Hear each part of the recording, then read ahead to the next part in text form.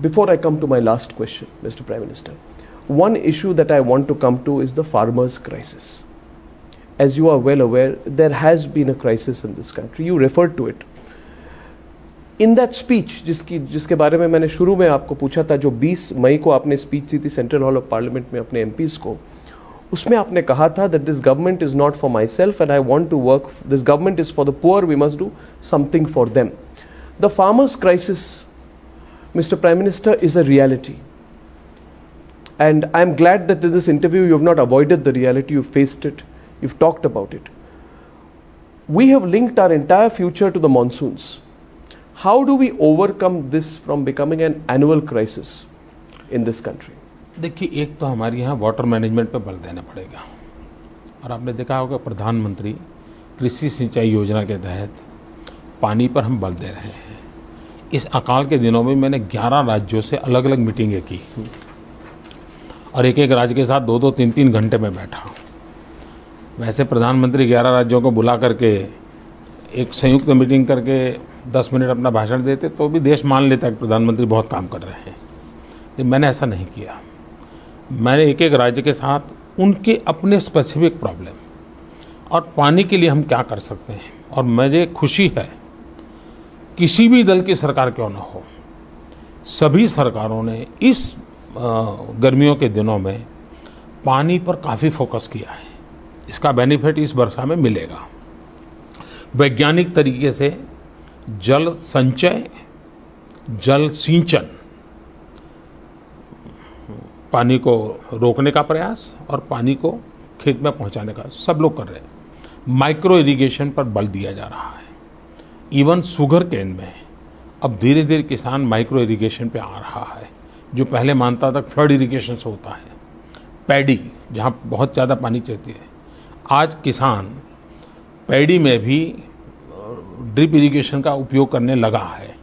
तो धीरे धीरे पानी, अगर पानी की व्यवस्था हमने ठीक की तो एक संकट से बच गए। दूसरा, देश आज़ाद होने के बाद पहली बार प्रधानमंत्री फसल बीमा योजना हम लाए हैं, जो मैक्सिमम किसानों को कवर कर सकता है।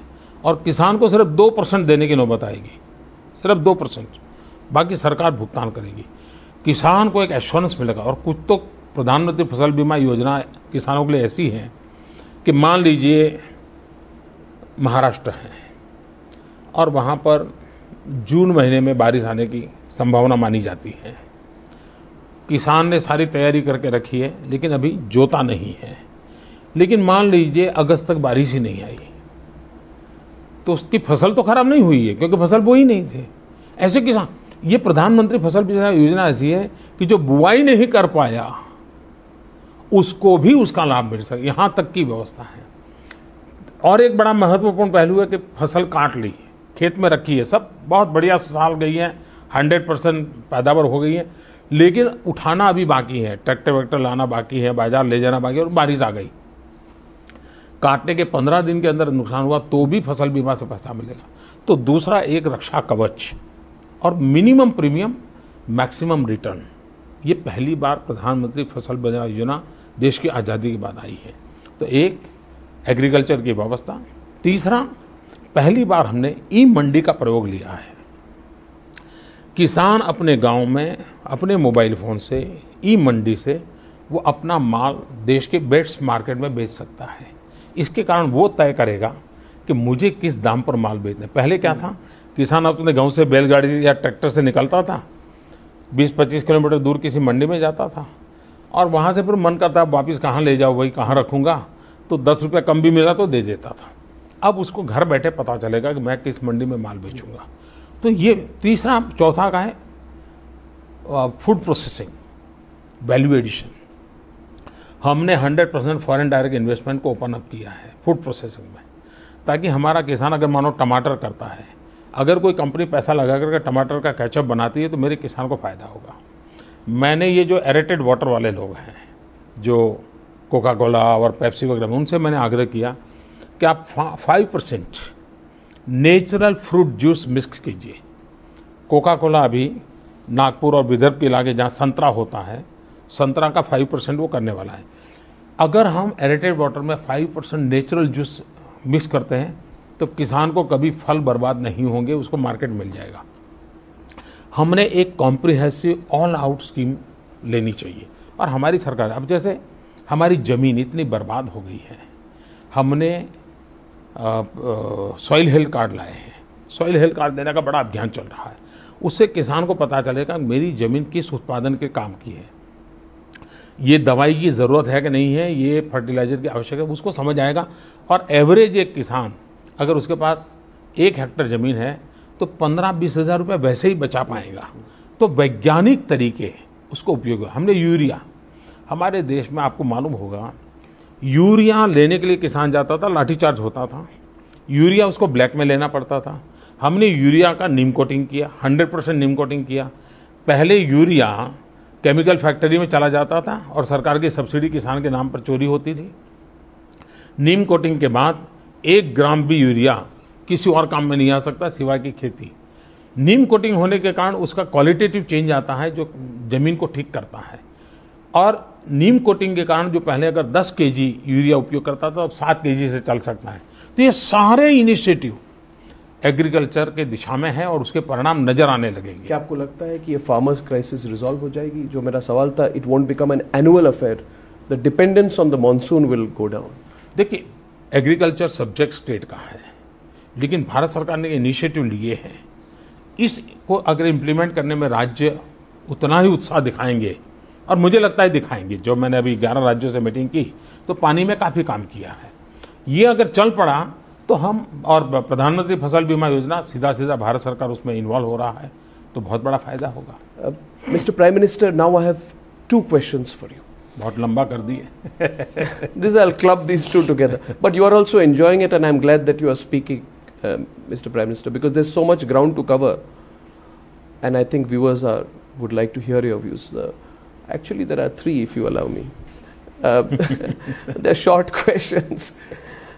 First is that Prime Minister Narendra Modi, how much is politics playing on your mind? In the sense that every Prime Minister, especially someone who is as forthright as you, looks at the next big challenge. Is 2019 anywhere in your mind? जिन्होंने मुझे गुजरात में देखा है और जो पिछले 2 साल से इस प्रकार के कोई बायस के बिना देखेंगे तो उनको पता चलेगा कि मैं अपॉलिटिकल प्राइम मिनिस्टर हूं। चुनाव के सिवाय मैं कभी राजनीतिक चीजों में उलझता नहीं हूं। चुनाव एक हमारी आवश्यकता कहो, मजबूरी कहो या जिम्मेवारी कहो, लेकिन वो करना पड़ता है।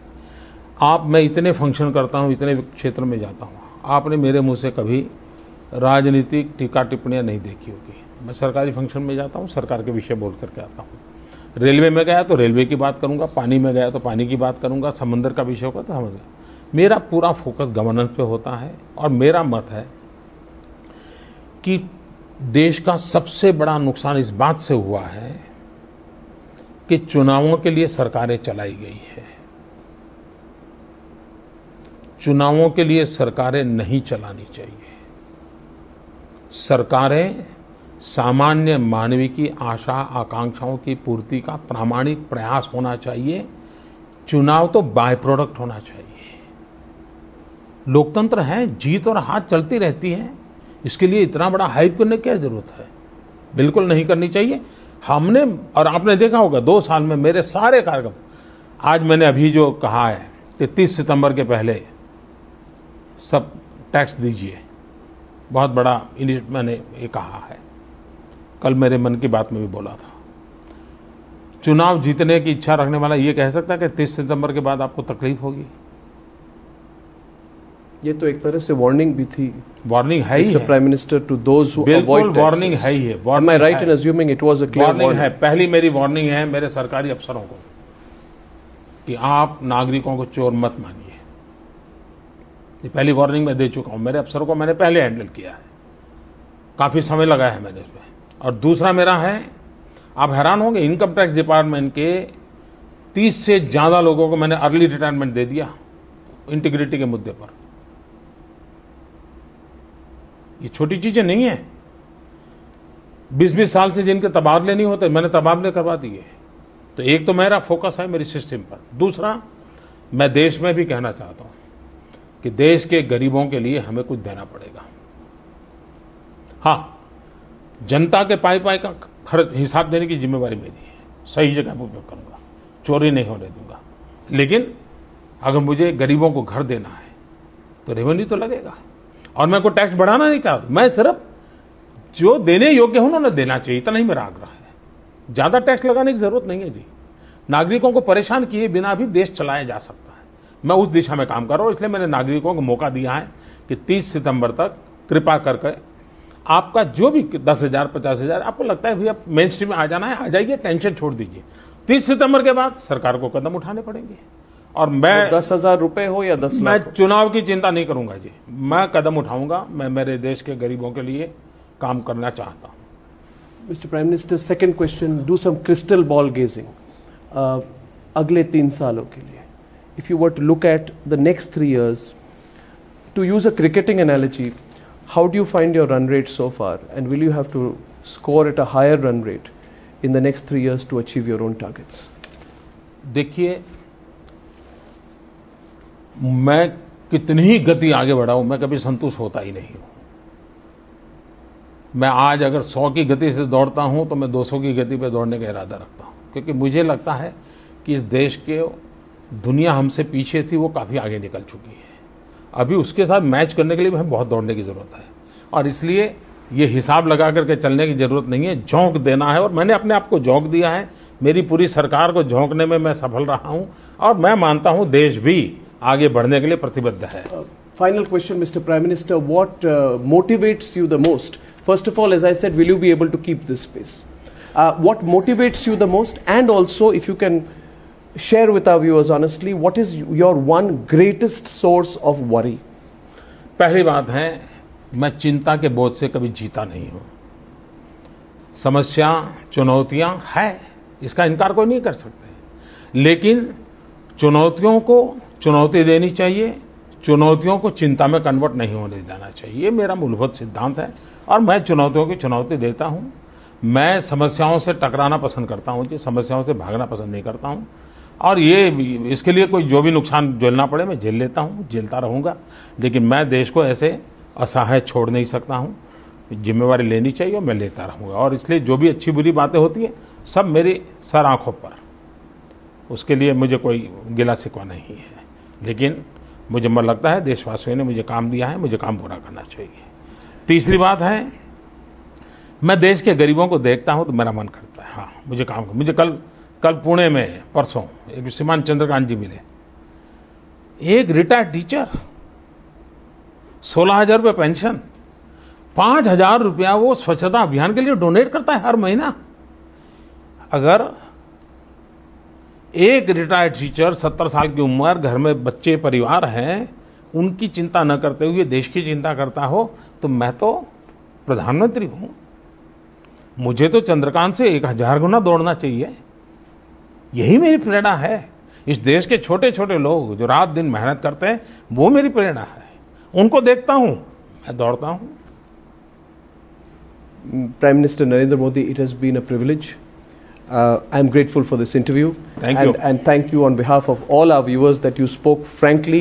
The program is frankly speaking, and I am thankful to you that you were so frank. मैं इतनी प्रार्थना करूंगा कि उसमें से विवाद पैदा मत करना भाई। देश की भलाई के लिए कोई अच्छी चीजों को आगे बढ़ा रहा है। आप ऐसा ना सोचें। बहुत बहुत धन्यवाद। बहुत धन्यवाद। बहुत बहुत thank you. Thank you prime minister. Thank you.